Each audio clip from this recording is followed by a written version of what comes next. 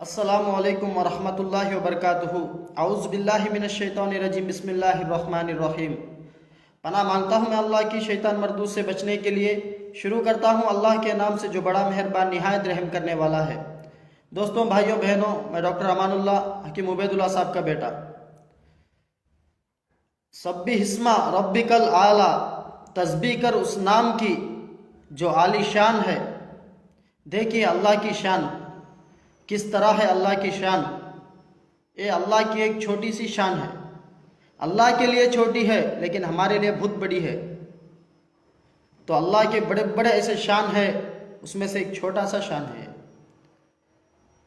तो अल्लाह ताला सबसे पहले इसे देखो दाने की रूप में बना दिया।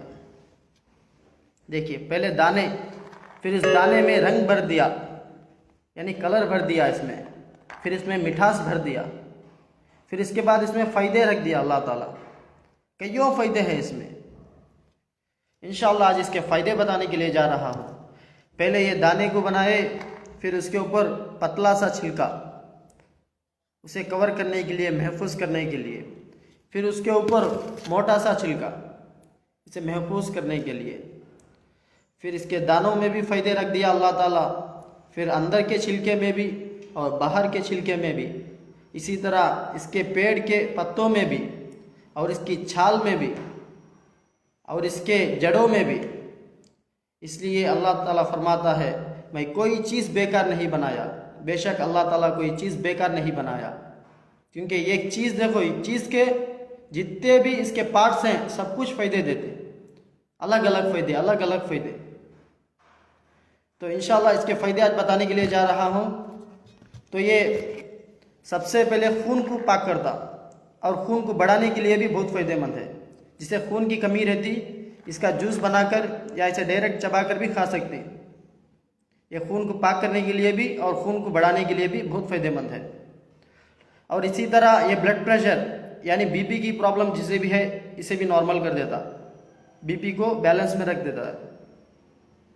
इसी तरह दर्दों को भी मिटा देता है, जिसे भी ज़्यादा घुटने दर्द, कमर दर्द, जो भी जॉइंट्स पेन है उसे भी ख़त्म कर देता है। इसी तरह ये कैंसर को भी मिटाने के लिए बहुत फ़ायदेमंद है। कैंसर की जिरासीमा बनने नहीं देता जिस्म में, अगर कैंसर बन रहा है बोले तो भी उसे ख़त्म कर देता है। ऐसे कईयों फ़ायदे हैं जितने बताते जाएंगे कमीश है, इसलिए इसका इस्तेमाल करते रहिए। हमेशा एक अनार अपनी आदत में, और करने का, इस्तेमाल करने का सही तरीका और सही वक्त, सुबह नहार पेट एक अनार छिलके खा लो। एक आदमी एक अनार छिलके खा लेना सुबह नहार पेट। इससे डेली एक अनार इस्तेमाल करो। अल्हम्दुलिल्लाह बहुत बहुत फ़ायदे हैं इसमें। जितनी भी तारीफ़ करो अल्लाह की बहुत कम है। तो इंशाअल्लाह आज सुबह में मैं खा रहा था तो मुझे याद आया कि आप लोगों को भी इसके फ़ायदे बता दूँ। तो अल्लाह की शान देखकर अल्लाह की तस्बीह करना, तस्बीह यानी ज़िक्र करना, ज़िक्र यानी मन के पकड़ के बैठना, ये ज़िक्र नहीं है। ज़िक्र मतलब कोई चीज़ के बारे में बताना। एग्जाम्पल में आज इसके बारे में ज़िक्र किया, अनार के बारे में ज़िक्र किया। क्या बोले अनार के बारे में, इसके फ़ायदे बताया, इसके अंदर जो भी फ़ायदे हैं सब कुछ आपको बता दिया। इसी तरह अल्लाह की ज़िक्र करना, किस तरह अल्लाह की ज़िक्र करना यानी अल्लाह की पहचान दिलाना। अब जिसे भी अनार के बारे में पहचान नहीं थी, अनार के फ़ायदे के बारे में पहचान नहीं थी, वो लोगों को मैंने अनार के फ़ायदे बता दिया।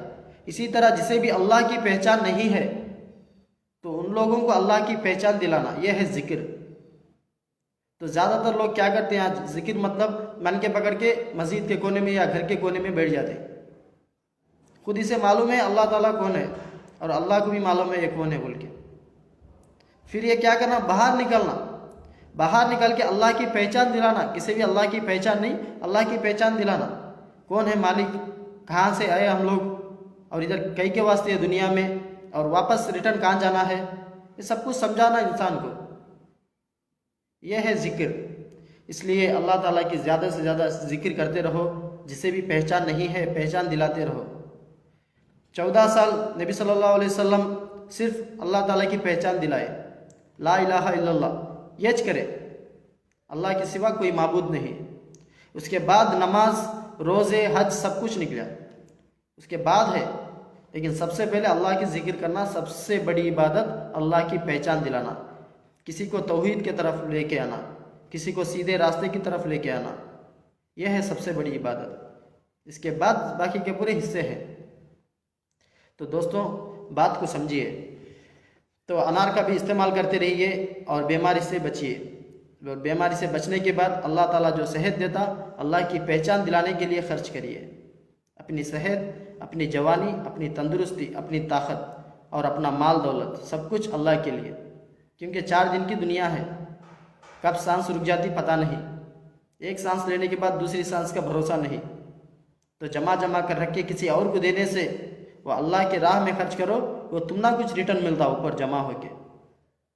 अगर माल दौलत सब कुछ, सब लोग बोलते माल दौलत कमाती, दुनिया में जो भी कमाती छोड़ के जाना है, कुछ भी लेके नहीं जाते, ऊपर कुछ भी नहीं मिलता इसका बदला बोल के। लेकिन ऊपर भी मिलता, वो तरीका क्या है? इधर माल दौलत कमाने के बाद अल्लाह के राह में खर्च करना, गरीबों की, मिस्किनों की मदद करना, वो तुम्हें वहाँ मिलता। जैसे कि एग्जाम्पल आपको दूँ मैं, सऊदी अरब से या बाहर आउट ऑफ कंट्री से रिटर्न आते इंडिया को, उस टाइम पे उधर दिराम ऐसा कुछ चलता, दूसरा अमाउंट चलता उधर पैसा, इंडिया का रुपीस नहीं चलता। तो आते वक्त वो लोग एक्सचेंज करके देते हैं हमको, वो पैसे के बदले में ये पैसा देते हैं हमको। इसी तरह अगर दुनिया में ये पैसा कमा लिए, अगर आप इधर या अल्लाह के राह में खर्च करें, गरीबों की, मिस्किनों की मदद करने के लिए खर्च करें, तो आपको इसके बदले में उधर नेकी बन के मिलेगी। इधर जैसा पैसा है, माल दौलत है, उसके बदले में उधर नेकी मिलेगी। इंशाअल्लाह बात को समझिए और बात सलामत है, फूल खिलते रहेंगे, आपकी हमारी ज़िंदगी सलामत है। इंशाअल्लाह फिर मिलते रहेंगे। मेरा नाम डॉक्टर अमानुल्लाह हकीम उबैदुल्लाह साहब का बेटा।